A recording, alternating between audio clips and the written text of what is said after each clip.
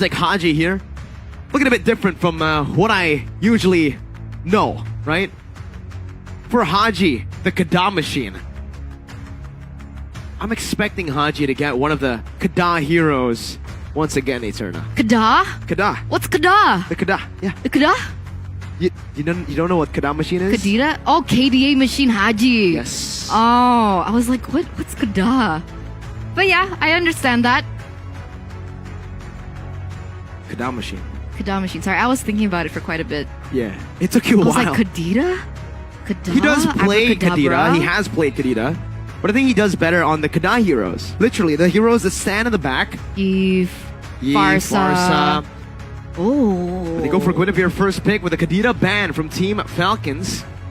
Alright, so right now, we're standing at a 0% win rate on Guinevere, whether it's Guinevere Roam or Guinevere Jungle. It hasn't been a good... 0 per 3, right? 3 matches so far. Blacklist International, they have been known to create their own algorithm. So let's see if they're going to be able to break the code of the lose streak of Guinevere.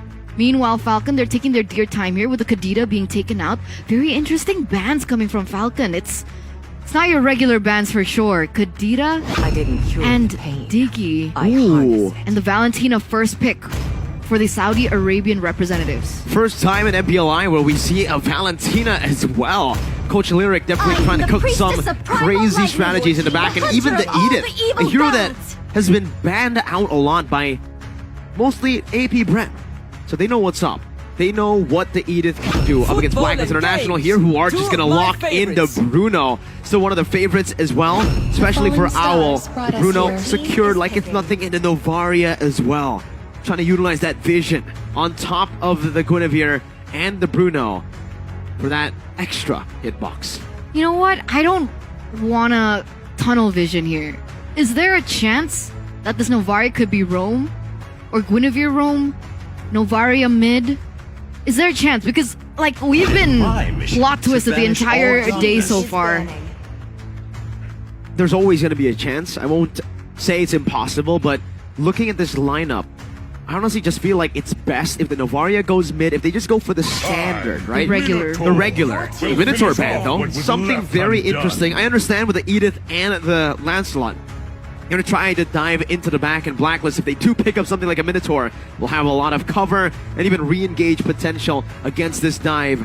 But for Blacklist, the bans should be towards that gold lane. You already picked up a Bruno. They want to try to give Owl as much room and space as possible. They do that, but not through gold lane bans. They do that, but through dive heroes. Banned out. Yudzong taken away, relieving a lot of pressure for that Bruno in the team fights. And also the Novaria, right? Novaria is going to be a really strong anchor in the backline for damage and for just utility with the hitbox as well as sight. And so, of course, they do take something like the Yuzong that can definitely be a good counter towards the Novaria in the backline, but also a Khalid can actually be a really good option for Falcons to take. I wonder if they are going to be picking it up for themselves, especially with the Edith pickup. But of course, this Edith can still be flexed, in my opinion. I do like it better now for the EXP lane, but I think that Roam still does have potential. I think so too. I like it in the XP lane, especially my friend loves it in the XP lane with Inspire. On that Edith, Primal Wrath, and then Inspire just to outplay their opponents. But in pro play, I think it's a bit different. I don't think it's that viable with the Inspire. Team Falcons, they're taking away a lot of the healers. When you look at the bans, you would expect these bans are usually towards Blacklist International before. Back in the day. The healer meta, Blacklist International, the Ube strat Blacklist. But even now with this roster, it just seems like that identity has even given this new reinvented Blacklist a kind of same Ube kind of strat, and the Brody will be banned out, giving Owl a bit more space in that gold lane to bully. And now Falcon, they want to go for a fast clearing gold laner. The Claude. I actually think something more like a Beatrix. The Claude has a horrible time against the Bruno. I don't like Claude, but why the Minotaur ban? I think it's mainly just to stop the dive from happening. If they do want to dive on this Lancelot, this Valentina, and even the Edith, they want to stop any sort of re-engage or cover engage. Because Blacklist, if they're able to chain it together with the Violet Requiem, they're going to be locked down for ages. Alright, we'll see. Falcons pick, they're hovering over it right now. Can't really see what that is. It looks like it could be a Beatrix. I will choose Not a Beatrix. It's an Arlet. Arlet pick first in the XP lane. They want to try to utilize this final pick to get a good gold laner into their hands for Big Lautrec. flex. Master of But it's a Tamiz And the beast pickup of for vengeance. Dominic in the XP lane, and a Mathilda being hovered over. You can even see the choice of emblem and battle spell Always on the for way. Dominic on that Tamiz. It's a Brave Smite Vengeance Tamiz. I know it's not V, but is this still Matilda Airlines? It should be, right? The identity sticks with the team, whether it be a different player. Blacklist International trying to utilize a pseudo Ubis Right? strat. I mean, Guinevere jungle. It's giving you flashbacks, does it not? It's a very V-wise combo. Let's see what the response coming in from Falcons is going to be. Are they going to go for a safer pick in the Beatrix, who has a little bit more say in the lane as well in these team fights, or are they going to go for something a little bit more risky, like the Claude? Oh man, the Claude against the Tamiz with Vengeance is a very scary thing to pick up, and yeah, they're gonna go for the Beatrix. Beatrix also gonna have a lot of trouble actually dealing damage against Blacklist International, especially if they go for a pure front to back. Dominic, remember the choice of spells. He went for Vengeance. You start shooting the Tamiz, if he gets Blade Armor and Vengeance, say goodbye to your health bar. If I'm not mistaken, Thamus had a buff, right? Yep. What was the buff? Well, I actually forgot which part of it was buffed. Okay. But I do know... We can ask the analyst later on. Yeah, we'll have the tactical analyst later. But I do know that so far, I've been 100% wrong. Okay. That's a bad situation. It's a weird flex. For Falcons right now. But here it is, ladies and gentlemen. We finally get to see Team of Falcons, the representative from Saudi Arabia, go head-to-head with the second lineup coming in from Blacklist International all the way from the Philippines. With a heavy dive composition from Blacklist, will Team Falcons be able to defend the aggression coming in? But unfortunately, ladies and gentlemen, we are going to go to a technical pause on the Franco. It was a legend. But you know who else is a legend? Who? Dominic. Wow. Gold medalist SEA Games already diving deep into enemy lines. My god, what an impressive force. Buying so much time and space for the team. You can see that Team Falcons had to rotate 3 members up top to keep him at bay. My lord. I like this name, by the way. Good night. It'll give me a lot of creativity to cast later on if it is actually a good night for them. That's an Onward and an Earth Shatter. Lock and keep point down. It might be first blood. A good guiding win, and the way. flicker gets him out. A very scary situation, but Rindo has already hit level 4. Meanwhile, Leo gets caught in the spatial migration. The Violent Requiem. What? And the Retry to secure the orange buff. A 3-level lead in the first minute of the game. I have never seen that happen before. That's flexing. That's flexing if that's anything you can call it. I mean, Blacklist International completely outplaying Team of Falcons here in the first 2 minutes of the game. And that's a 1k gold that they have in their pockets. Wow, what a start to this. What the heck?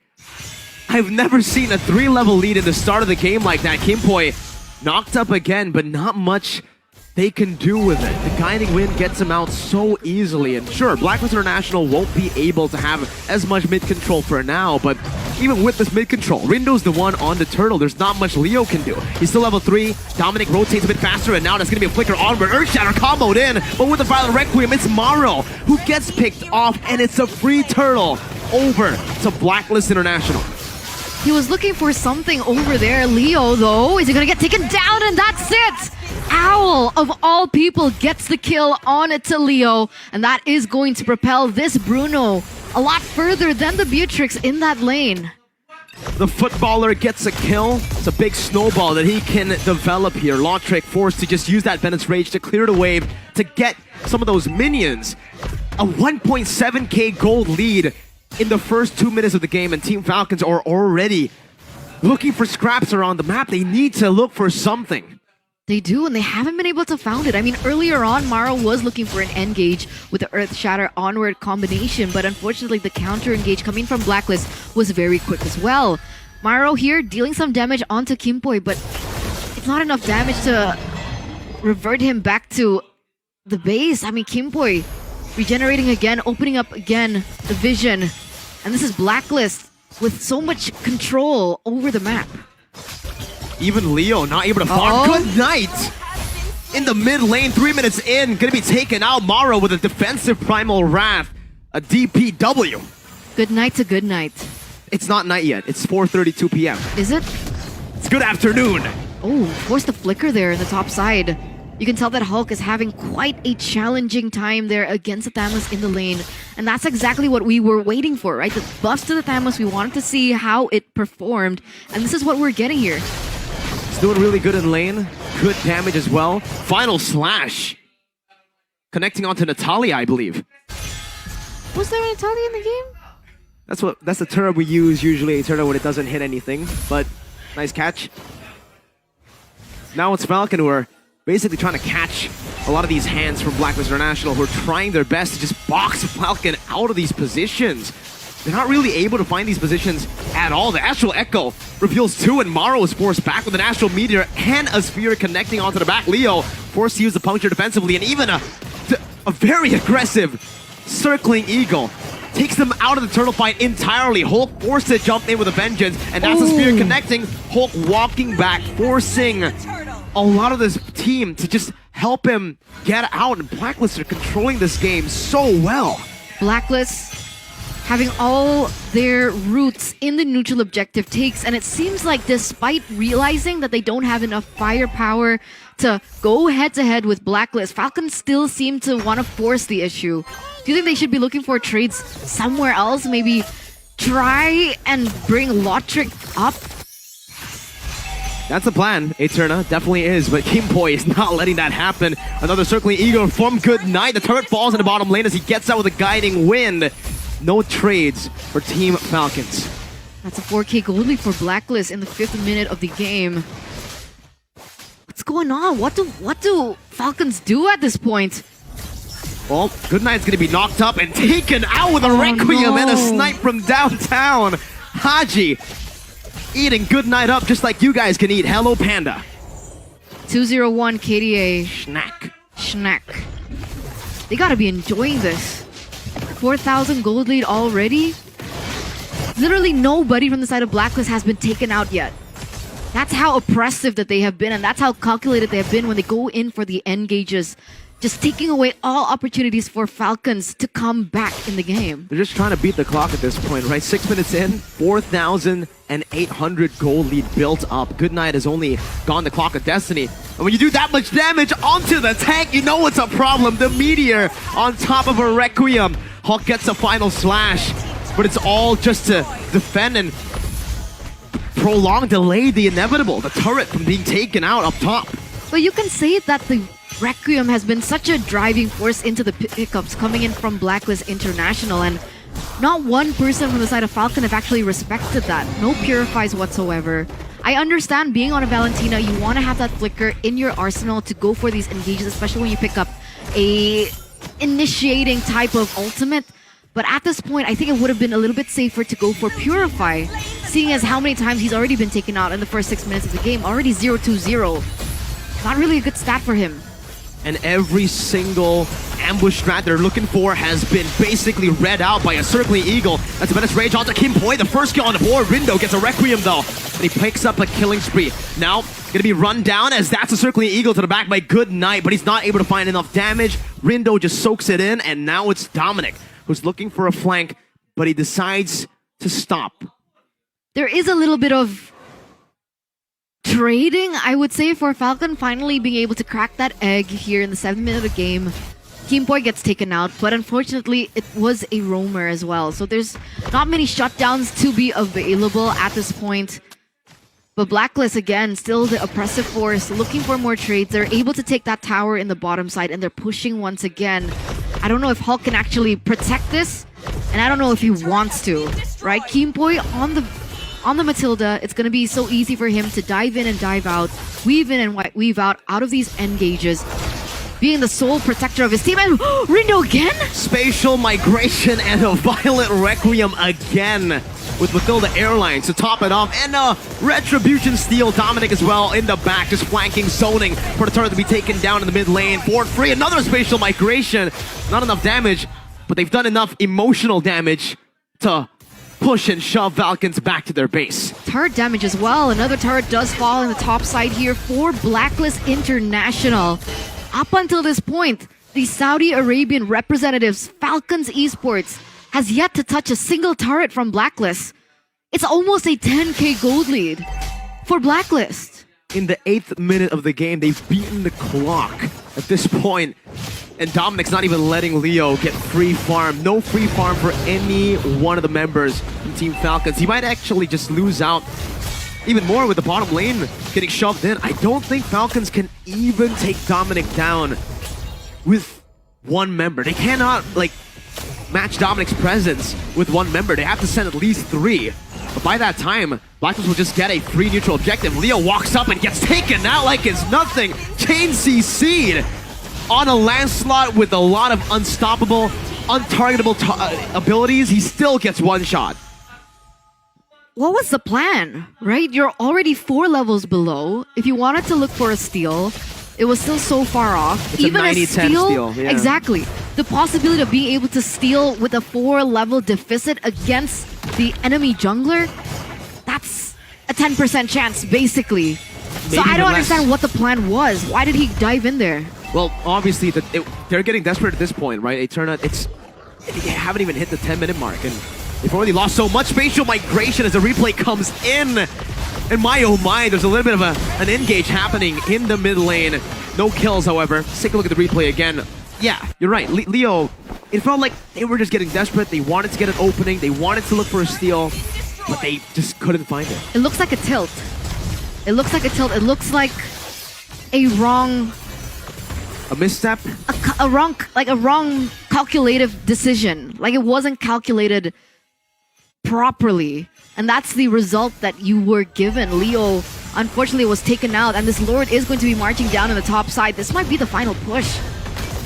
It actually might be. With the First Lord, it's very rare that we see a First Lord final push. But in 10 minutes, it's an 11,000 gold lead. Falcons still able to evade from the inevitable end. Before now, I feel almost like 12k. Exactly. With that gold lead, they're kind of just relying on Blacklist to make a mistake here, right? What other proactive movements can they make? They can name the hero and win 4,000 diamonds. Just like the people back at home? Exactly. What's that hero? It's Diggy. Diggy was banned, no. Okay. Who wasn't banned? Tamis? Farsa. Yeah, I mean, technically you're right. Farsa wasn't banned. Could be Farsa. Leo has completed the Thunder Belt. Dominic just opening up the map like it's his part of the map, right? At this point on the Stamis, is he even killable? Doesn't look like it so far. Does Falcon have enough just raw damage at this point, being so far behind? I guess we'll get to a little sneak peek into the items from the Valentina. Not near as ready. The Beatrix has the raw damage, but what about the penetration? For Blacklist, I don't even think they need penetration at this point. The Falcons frontliners they don't even have enough gold to actually pose a threat defensively. Rindo just jumps in like it's nothing, pops in the Requiem, jumps out. Doesn't even matter. He wasted a big resource, but at this point, as long as they keep Falcons at bay, as long as they continue to freeze the waves, it'll always be a small win for Blacklist. Matilda's just... It's a force. It's a force to be reckoned with. It's an airline, right? Because even earlier on, the amount of times that Kimboy has been able to save his friend's skin, that was even before he was able to secure the Flask of the Oasis. Now he has it, so it's going to be that much harder for Falcons to look for the opening that they so rightly deserve. Okay. Leo? Another chance to try to look for a steal, but the Astral Echo reveals all 4 of them, and Leo gets zoned away before he can even do anything to the Lord. Still a puncture ready, but I don't think Leo wants to go for it. It's an easy take for Blacklist, and a good trade, actually, from Falcons. This is the only trade he can get. It's not a good trade on paper, but considering the situation Falcons have been placed in by Blacklist, that's the first turret in the game, the first objective for Falcons. Those were the kind of plays that I really was expecting from Falcons when they were already behind like 5k, 6k gold. It took them this long for them to go like, all right, hey, Blacklist, they're playing with fire. Let's not fight fire with fire. Let's look for something else. Let's look for water. Let's look for water. Look for something else on the map. Don't try to go head to head with them. And they do finally get a little bit in exchange. I understand, like you mentioned, it's not the best trait that they can get, but it's literally the only choice they got at this moment, right? They can maybe perhaps utilize Leo to go for a split. Even that is quite difficult with how pressuring Dominic is. But what? Final Requiem with a spatial migration only onto Hulk, now caught in Earth Shatter. The turn's gonna be falling down. The Rindo actually gets down, and the final splash connects onto Owl, but he's still free hitting somehow, some way. Leo forced back all the way inside of the base, and Team Falcons are looking for a defense that might not be possible at this point. Bennett's Rage used up onto Hulk. The Mirror's Passion canceled out by a circling Eagle, and Owl is just free hitting, taking them down one by one. It's a double kill, a desperate Earth Shatter Flicker combo as Owl picks up a triple, and it's a Maniac Savage! Not in time.